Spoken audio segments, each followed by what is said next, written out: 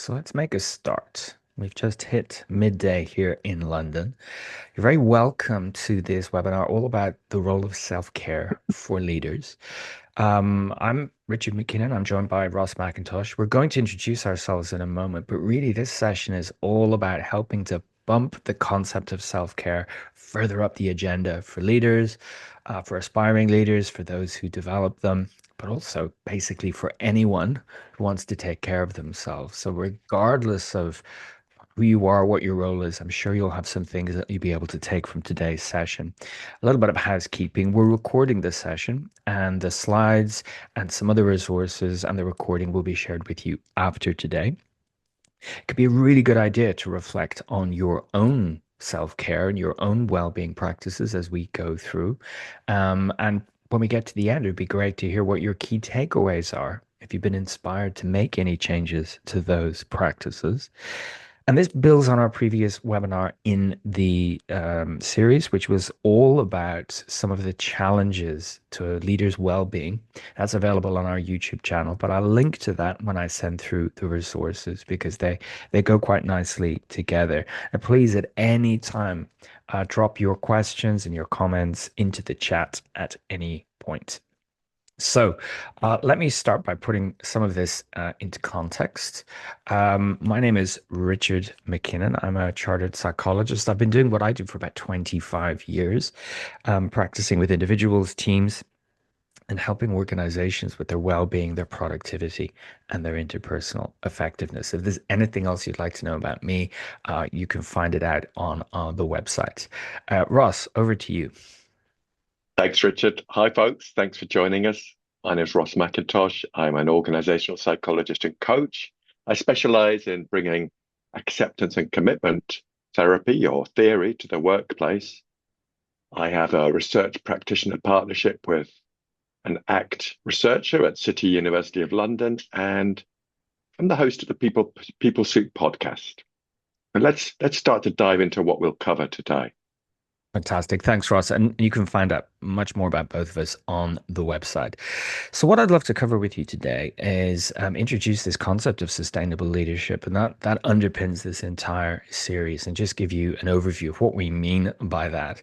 Then get down to basics. What is self-care? What counts as self-care, and why is it so important? It's important for everyone, but why for leaders, organizational leaders especially? We want to call out some of the really common pitfalls to avoid when we think about our own self-care or we are developing others. Think about how self-care does differ from what we call coping. There can be some overlaps, but it's useful to think of them as different. And then share some quality markers for self-care activities. When we think about what we call self-care ourselves, we could say, well, does it really stack up? If I'm honest with myself and I look at these quality markers, does this count as self-care today? Because one thing that we want to share is the contextual nature of all of this. And then look at coping in a little bit more detail. It's not helpful to ignore it when we're looking at self-care.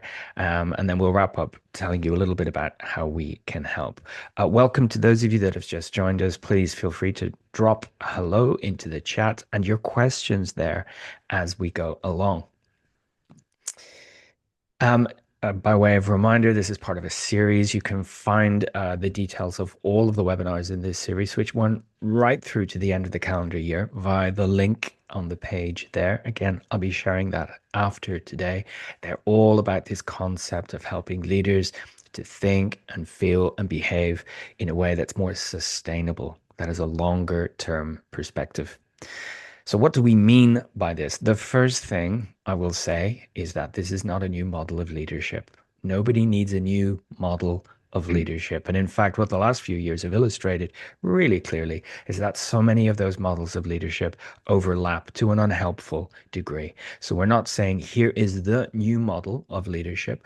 What we're saying is that it's a philosophy of leadership, one that's rooted in contextual behavioral science, and we put sustainability at its core. That means sustainability of behavior.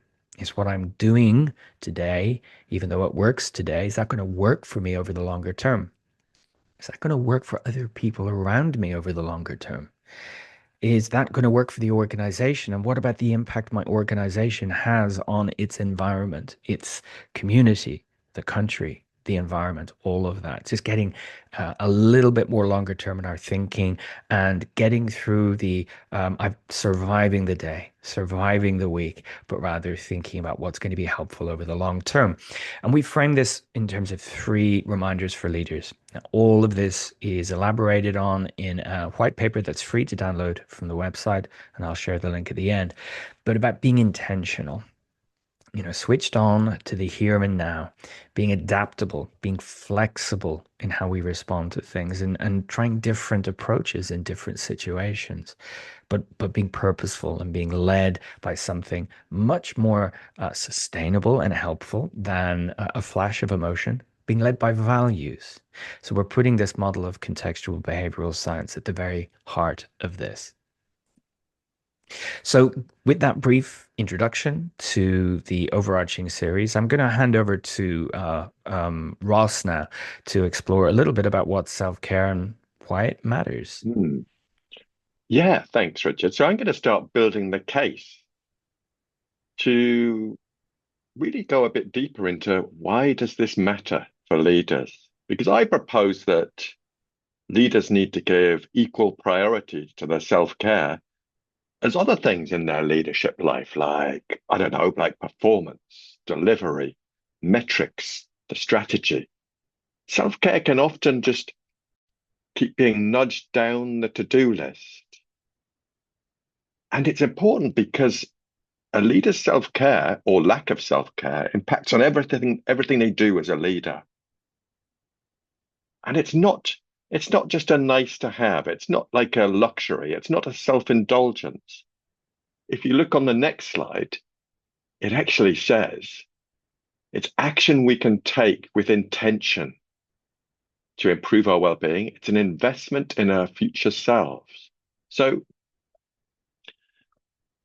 we're thinking about our sustainability as a leader and also directing our intention and our attention to really thinking what will help us pause and consider what might be beneficial to us as a self-care event or activity.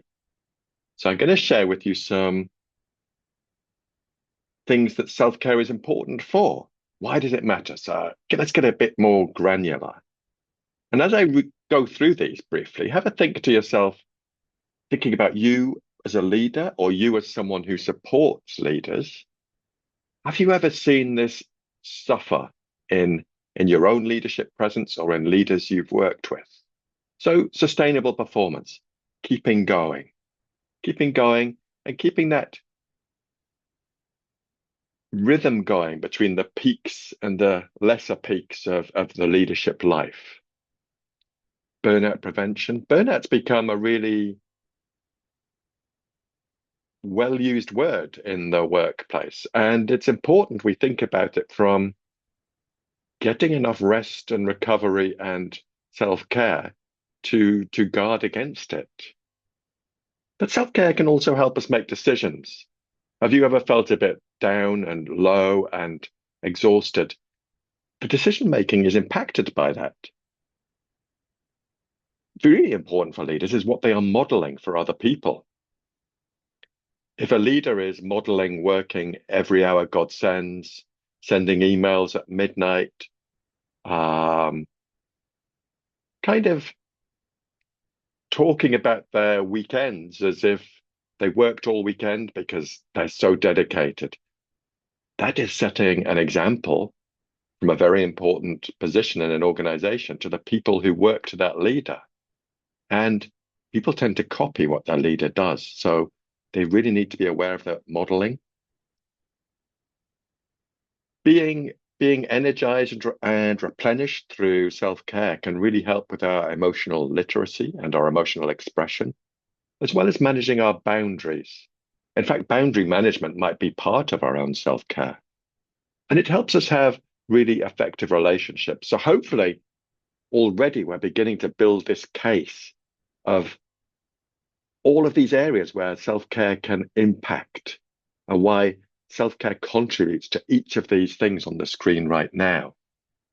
So we need to think about leaders and say, are you attending to your own self-care? Because otherwise, these things may be impacted. Thanks for that, Ross. And the key thing about it here is that we don't have a checklist of these are the things that people must do every day. It's contextual, it's intentional, but we'll give some quality markers a little bit later to help you identify what could count as self-care. And of course, these things will all suffer in the absence of that. What I want to do is talk about some of the pitfalls that we observe both in our coaching practice and in our work with groups of leaders, where things could be called self-care, but they don't actually count as self-care. It's a word that's often thrown around. And if you registered for this and you just had to think about what self-care is, you might have visualized some things that are maybe relaxing, but maybe they don't add value from a well-being perspective. Maybe they are something that we enjoy doing, but they're not helping us navigate this day that we're actually in. So, some of the mistakes that we can make, we might put off doing anything for our self care due to being anchored in the present, unhelpfully anchored in the present. In other words, I feel fine. Why would I need to look after my well being? But of course, we all know that if you don't give your body a rest, at some point it will demand that rest. If you don't look after yourself, at some point you'll have to invest more time and energy and probably money in recovering from something. So just because I feel fine today, that doesn't mean self-care isn't important. People often label behaviors as self-care. They don't really help them. They maybe reduce their discomfort in the moment, but that's about avoiding something that's necessary. And think, have you ever said, well, that's for my self-care, but actually it's procrastination. And procrastination never really helps our situation. It can be something really enjoyable and yet depletes our finite resources. So the person that says, well, I'm going to relax now with a box set on TV and watch this entire season of this show, that could be relaxing, but it could also take away from a good night's sleep, which is one of the fundamentals of our well-being. So if it's going to deplete my resources, can it really count? This isn't a never, never, but if we're regularly doing this, it's going to cause us problems. A lot, and you can probably see it from the icon, a lot of what people badge as self-care is just fundamentally unhealthy. While there might be well-being benefits to socializing with people, if all of the self-care revolves around alcohol and food, then it's necessarily going to be something that could cause a bigger problem over the long term. And actually, it relates to something else where people want to relax with a hobby. But sometimes our hobbies, our pastimes, what we do outside of work really closely resembles work. A lot of screen time, maybe a lot of typing, a lot of organizing. That doesn't give us that break from the demands of work that we might benefit from. And sometimes people, on top of avoidance, will neglect responsibilities and say, it's self-care. I'm not doing that anymore. It's self-care. But we need to take the bigger picture. Is that something that if I engaged with it, if I did it, it would actually improve my situation? Maybe it's not fun in the moment. Maybe it doesn't spark joy, as I always say. But actually, it's necessary or it's helpful. So what I want to do is decouple the notion of self-care as being fun, self-care as being enjoyable, but rather self-care is something helpful. And many of the helpful things that we do for ourselves are not necessarily really lovely in the moment, but what we do feel once we've done them is a sense of satisfaction. Something we really want to call out with this is any sense of copying gurus, famous people, copying experts. And there's a lot of that around at the moment. There's an awful lot of comparison going on, leaving us feeling not so great. You look at the morning routines, the evening routines, no, we're not them. Contextually, we're not them. We don't have the staff to take care of those things. We don't have maybe the resources to pay for those things. So what we need to do is have self-care routines that are authentic to us, that are a good fit for us, our responsibilities, and our situation.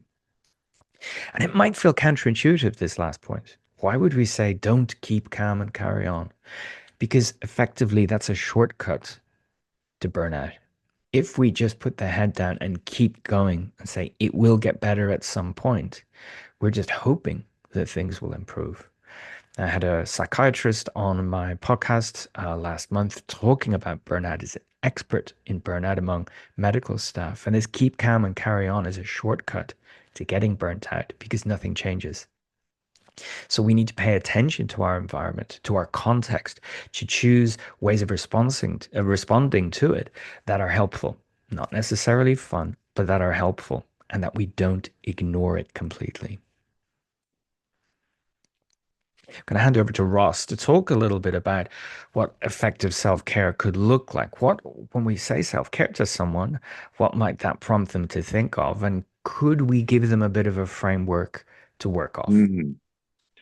Well, we could indeed. Thank you, Richard, because what we've put together a list of eight C's, and these are drawn from strengths-based approaches and also incorporate the five ways to well-being that you may have heard of.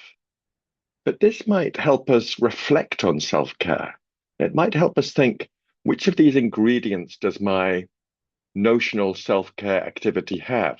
And if you can check some of these off, then you're probably onto a relatively good thing. So let's have a look at these.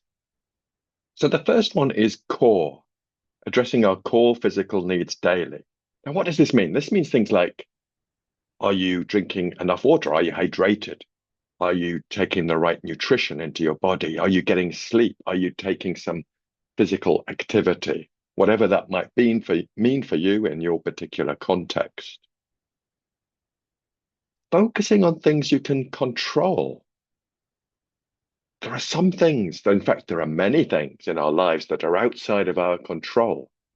So really use this as a kind of checkpoint to think, is this activity I'm thinking about, is it something that I can control, that I can really take action immediately? I don't need to go via a third party. So that's what we're looking for in here, something you have control over. If a self-care activity has connection, engagement with others, a way to connect, whether it's online or in person, that's really important for us as human beings. We evolved as a social species. And that connection is really, really important. And when we're flat out and when we're keeping calm and carrying on, that's something we can neglect. Busy at work, oh, I can't make that appointment to meet friends. Busy at work, I'm going to skip that social engagement with family at the weekend.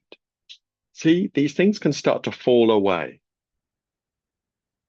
Next one, compassion, is a difficult one because we know that leaders, and in fact, anyone, we often talk to ourselves in a way that's really harsh and can be quite brutal. Our inner dialogue can be harsh to the extent that it's not the way we talk to anyone in our life that we really love. So practicing self-compassion towards ourselves and kindness towards ourselves takes intentionality, as Richard was saying earlier. Next one, I personally love consistency, small things done often. One thing I like doing as part of my self-care is getting out on my bike.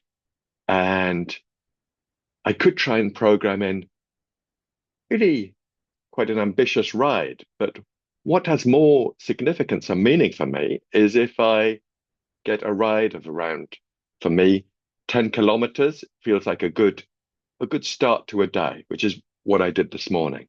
And I know I can achieve that often and with some level of consistency. Center yourself. I love this one because our mind is a time traveler, and sometimes it's going into the future, predicting things, and sometimes it's dwelling on the past. And if we could just be in that present moment and take the next step towards our self-care activity, that is part of the key to this. Can we be aware of what's now and notice the things our minds might be throwing up that gets in the way, but start to take the action anyway? Two more features. One is competence. Can we build our accomplishments? Can we build our level of efficacy and skill in what we're doing? Because that's important too, and it's important to notice that as we take actions towards our self-care. And then the final one is contribution, giving to others. This has been shown through research to really impact on our self-care. And I'm not talking about money. I'm perhaps talking about a bit of time or a bit of brain power to perhaps a charitable endeavor. So hopefully this list of ingredients or this list of potential indicators can help you start thinking about your own self-care and thinking, oh, well, what I already do ticks some of those boxes, or what I'm intending to do really ticks those. And it can increase the momentum that we might actually take the first step and do it. So Richard alluded earlier to there's a difference between self-care and coping. So let's have a bit of a deeper dive into that. And to draw a line under this part, what we're not saying is that any activity you might do will possibly tick all of these boxes. But it Mm, may be that going for a walk addresses your core physical need for movement and maybe a connection if you go for a walk with somebody else. Maybe practicing a musical instrument gives you a sense of competence and it also allows you to bring your awareness to the present moment. And you could be compassionate while you make mistakes when you're practicing your instrument.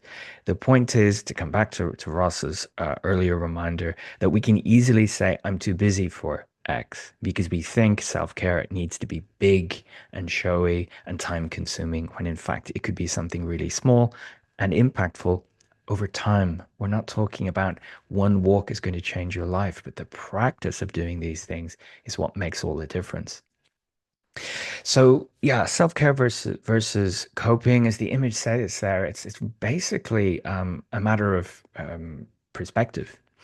So we don't want to give people two task lists to do here, but this is how I frame it for my clients. Basically, self-care are the things that you do proactively to make a deposit in your well-being bank account. So you're saying, I'm doing this now for future me. And hopefully over time, this becomes something habitual. You do it regularly, and it represents you investing in your future self. Coping is whatever we do in response to challenges. So it's reactive. And sometimes that's going to represent us making a withdrawal from that account. We're using our resources to navigate a difficulty, but the resources are there because we've been investing in ourselves. And hopefully, although it's not always the case, it's episodic. It's not something we need to draw on every single day. But of course, when we're thinking about our well-being, we're thinking about leadership, we're thinking about burnout, it is the chronic nature of those demands and the unhelpful way that we can deal with them that can lead to that ill health, that can lead to that burnout. So we've got that distinction between the two. In fact, if I just draw your attention to that blue circle in the middle, this is the reminder that some activities can count as both. And the one example I want to give you is sleep. And I bang on about sleep constantly, but sleep is an excellent form of self-care, investing in our sleep to ensure we're setting ourselves up for a good night's sleep for all the benefits it gives us psychologically and physically. But of course, if we're going through a real challenge at work, for example, ensuring we don't sacrifice our sleep is an excellent way of coping with that. We're setting ourselves up for a better tomorrow to return to the fray, to return to the challenge. So the same activity, depending on the perspective that we take, could be self-care and an effective way of coping. And I'm going to go into that in a little bit more detail a little later on. But back to Ross to talk about how we might look at our own mm. self-care activities and evaluate them. Yeah, lovely. Thanks, Richard. How we evaluate them. So maybe for this, think about an activity you already do in terms of servicing your self-care or something that you might want to do in the future. It might be a germ of an idea you have. Because what we've got are some quality markers for self-care activities. And I'll just take you through these briefly. So, contextual sensitivity, keeping it keeping it kind of realistic to you as a person, what's around you in your environment, what you have access to. Keeping that realistic and appropriate is really important because if I say, "Oh, I want to, as part of my self-care, let me think of something. I want to become skilled in archery. I don't have any of the equipment.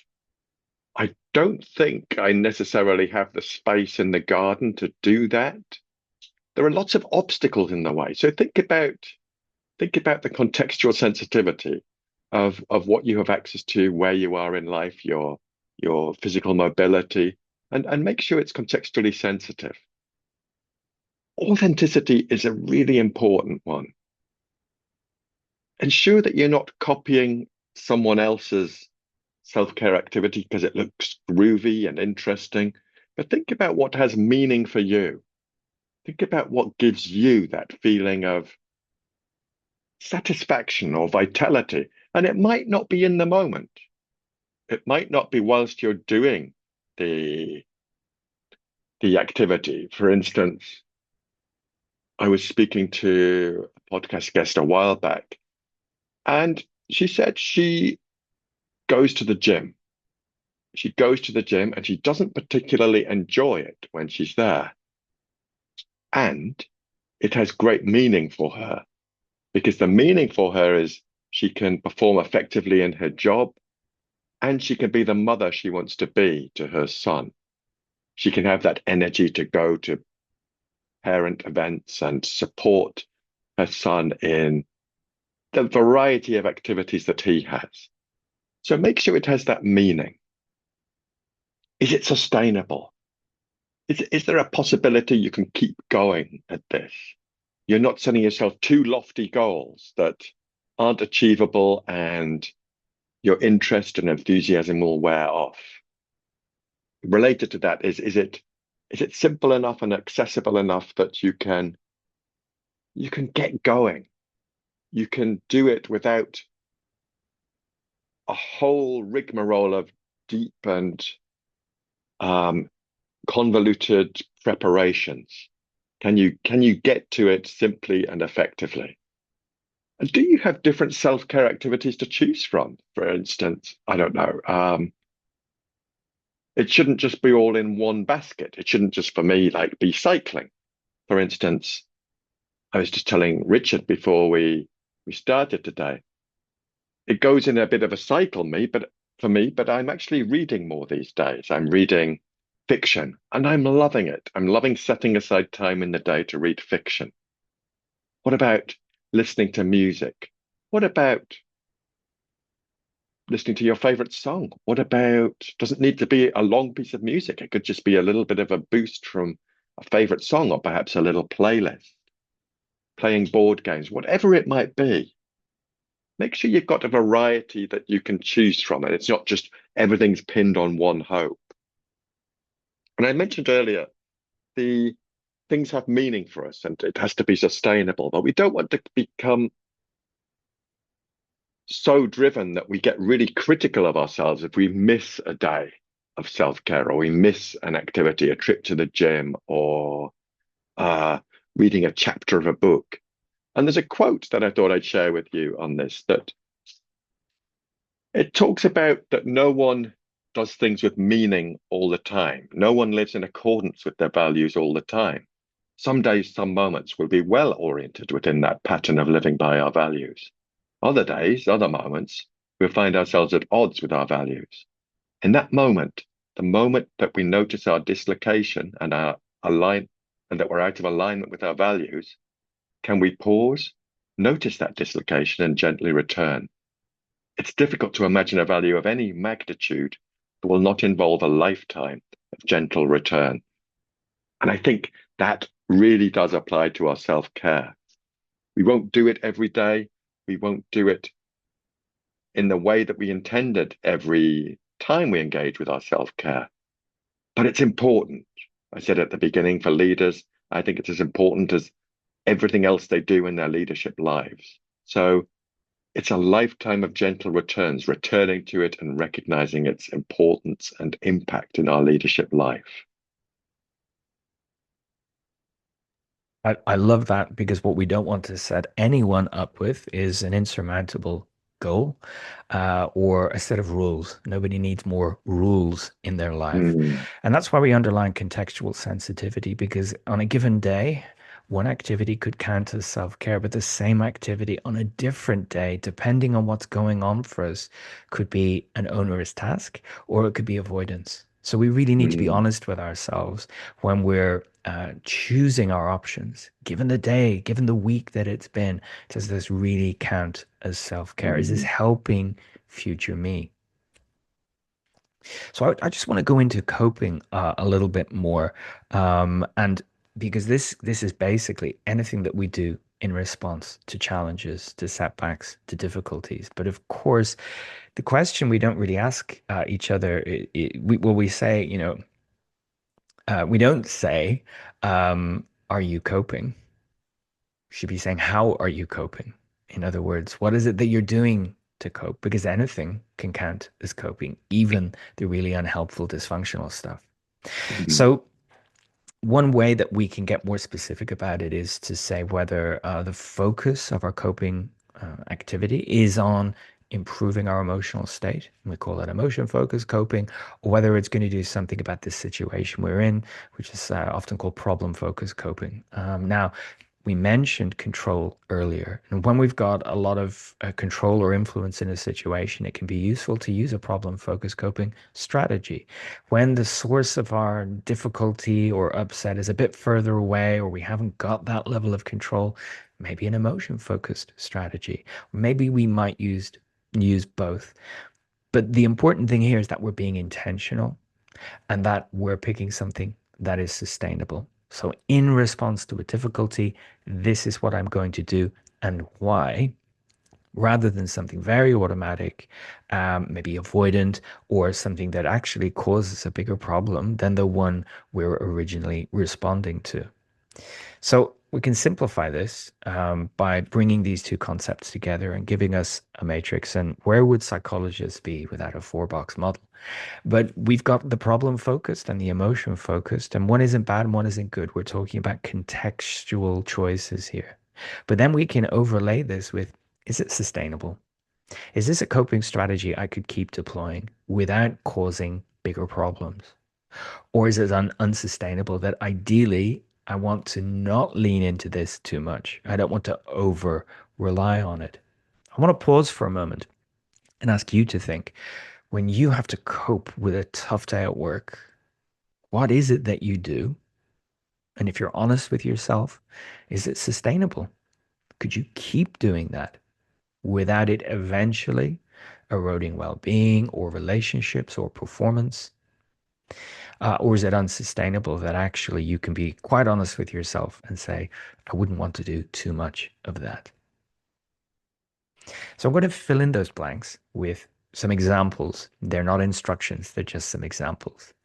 But something that's sustainable that helps us maybe navigate a work related problem would be to ask for help or to avoid overload, to engage in planning and organizing ourselves so that, we're less likely to feel that overwhelm. That can deal with the problem. The stuff that boosts our mood and gives us pleasant emotions could be things like exercise, meditation, talking it through with a friend, journaling our reflections, all of that stuff. There's many, many things that fulfill these criteria. But on the unsustainable side, the orange boxes here, we see responses that are really common. A shortcut to burnout is simply working harder and longer. And while that feels like a solution to a problem, depending on how close that problem is and how much we've got in terms of control over the situation, we may just be working long hours and sacrificing sleep, working long hours and making more mistakes, working long hours and taking our mood home with us and having an impact on our closest relationships. And of course, if we're not trying to deal with the problem, we want to focus on how we're feeling emotionally, and we may lean into what we call the dots. Now, these are examples of very unsustainable emotion focused coping strategies, but what we're not saying is never, never, but don't over rely on them. So, I want to give you some examples of these dots, see if you use them.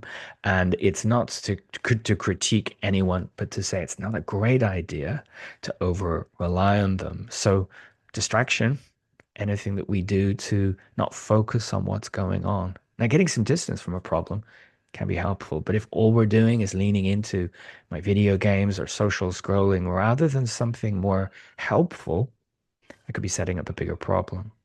I might try and opt out from it completely. Now, for leaders, that's really not a great way of dealing with challenges. Walking away, not trying anything. It's not that sustainable. And we may try and imagine our way out of a problem, out of a challenge, without taking any action or even reframing it for ourselves. It's just pure imagination, pure fantasizing. And of course, many people will lean into the use of substances. That could be illegal, it could be legal.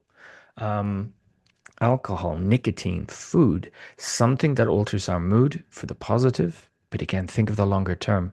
It's not helping us deal with the problem. It's not equipping us for the future. And over time, it can erode our well-being. I know Ross has a lot to say on the use and the reliance of these. What would you add to that, Ross? Yeah, I think just being really aware, I think that's the key with these. Because playing the odd video game or scrolling on your phone for 10 minutes isn't a, like Richard was saying, it's not a rule, like don't do that. It's just saying beware when they start to creep and become a 10-minute playing a game becomes a 2 hours playing a game, or a 10-minute really wrestling with a problem becomes a 3 hours stuck inside your own head trying to think your way out of something.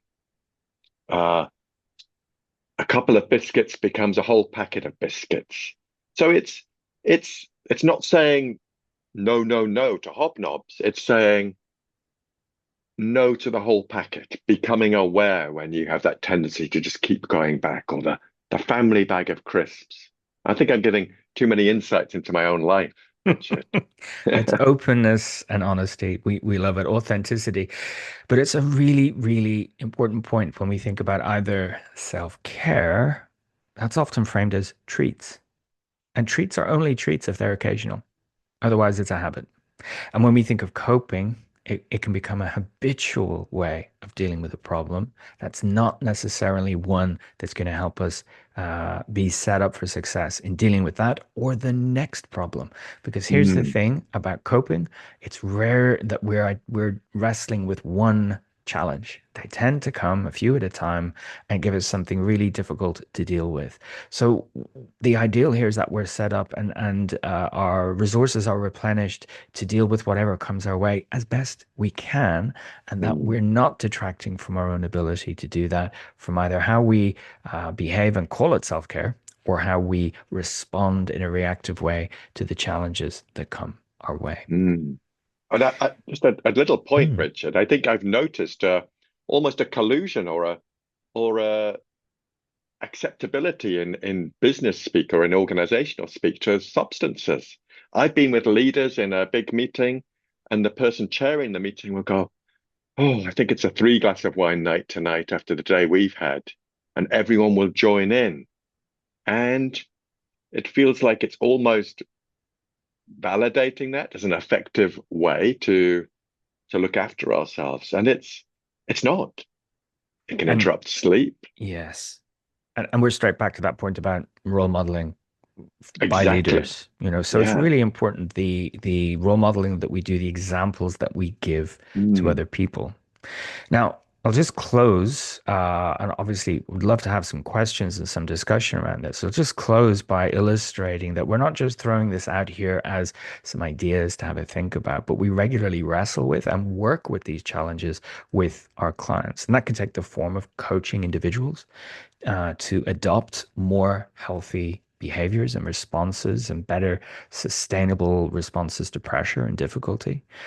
Taking a cohort through a course on these skills, on how to cultivate a toolkit of responses and how to be more effective in dealing with pressure and stress, and creating and running larger, more ongoing programs that focus on well-being for leaders. Because as we said in our last session, there are so many ways that leaders' well-being can be threatened from within the person because of the job and the organizational culture.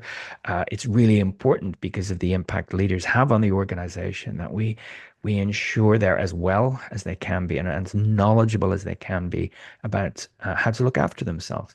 And it's not deprioritized, it is prioritized. And that is the bang that that is the drum I've been banging for quite some time. So I'll be sharing a bunch of resources electronically with you. I'd love to hear if you've got any questions for us. Just please drop them into the chat. Any thoughts on your own self-care on the back of this discussion? Any ideas around self-care and coping for the people that you support? Or anything you'd like us to explain in a little bit more detail, please drop it into the chat and we'll do our best. Mm.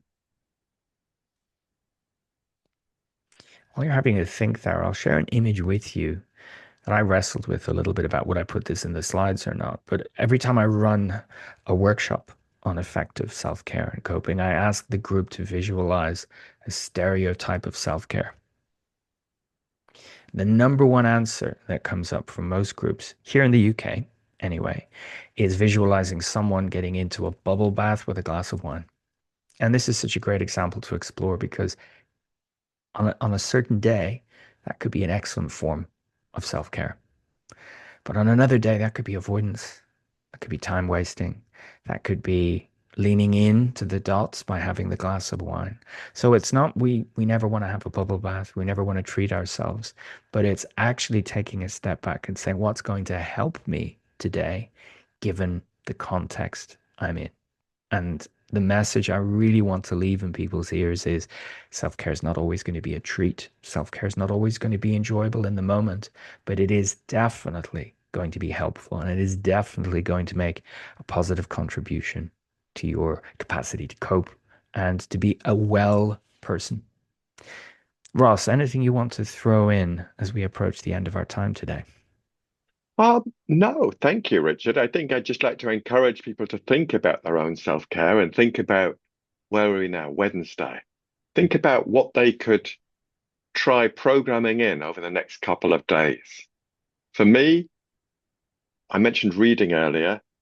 I'm going to program in, I've got a meeting this afternoon, but then after that, I'm programming in some time to do, I'm going to do 45 minutes of reading the book that I've just started yesterday. And that's actually in my calendar.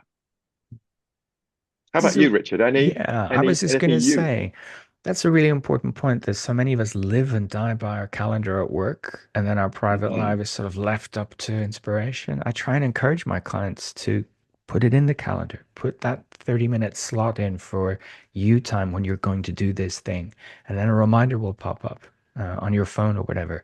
And it sounds very basic, doesn't it? But actually, it's saying this is my commitment to me. This slice of time is when I'm going to do that thing. Go for that walk, phone my friend, relax with a book, whatever it is. A little bit like you, Russ. I try and make that time on a daily basis to do some reading that is in no way connected to my job. Because I Mm. read a lot for my job. And on the contextual front, it really depends on the work I've been doing. If I'm doing a lot of leadership development, if I'm doing a lot of coaching, the last thing that's going to represent self-care for me is socializing.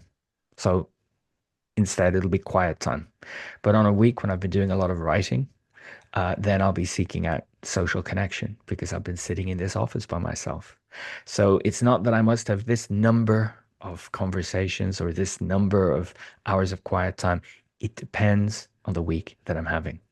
Mm. Angie's just said I'm off from my work alongside the seaside at some time today. I don't have a regular time, depends on weather and what else I'm doing, but I do find it relaxing. Yeah. Oh, a walk along the seaside. Absolutely. And yeah, it's not about a fixed time. It's about, Mm, the intention and the doing it. And it's probably not always going to be the exact same walk, but knowing that you benefit from it is really good. I walk home from the office sometimes, given London's weather. But if I feel, oh, I could do with 30 minutes of decompression and I'm getting 30 minutes of exercise, and maybe that's 30 minutes of listening to a language course in my earbuds as I walk along. Uh, it depends. And that is the way to look at this. It depends on the day that we're having. Thank you all so much for joining us today. I hope it's maybe sparked some ideas about this. That link to sustainable leadership is where you'll find the white paper that I mentioned, which expands a great deal on this philosophy of sustainable leadership. Thriving will take you to our well-being resources. And Connect and Thrive is a link to our campaign around beating workplace loneliness, which is a real challenge for leaders. And that's why we've got it in there. Look forward to seeing you at one of our future events. Don't hesitate to reach out with any follow-up questions. We love to get them. But for today, thank you and have a great rest of your day. Bye bye for now.